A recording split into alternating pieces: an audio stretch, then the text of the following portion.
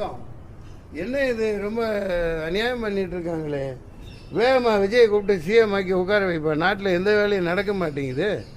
இந்த ஆட்டுக்கு தாடியும் கவர்னர் நாட்டுக்கு கவர்னரும் தேவையில்லைன்ற மாதிரி இது எந்த கவர்னர் வந்தாலும் இதை தான் பண்ணுறாங்க. வந்த உடனே இந்த அருள் ஏக்கரா அறுக்க ஆரம்பிச்சிடுறாரு.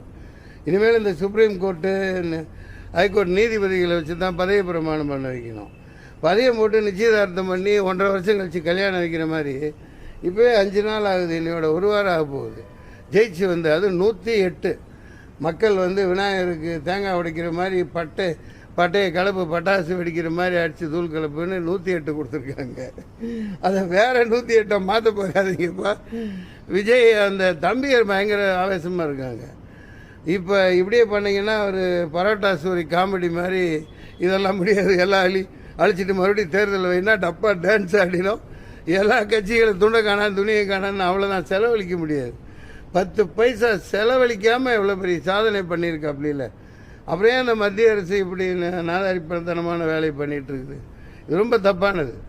மத்திய அரசு அங்கே வட மாநிலங்கள்லாம் இதே மாதிரி டுபாக்கூர் வேலை பண்ணி 50-60 பேர் ஜெயிச்சவங்களெல்லாம் முதல்வர் ஆக்கி விட்டு போட்டு 50 கோடி 100 கோடி 25 கோடின்னு வாங்கி தான் ஆட்சி அமைச்சாங்க. இது எல்லாத்துக்கும் தெரிஞ்ச விஷயம்.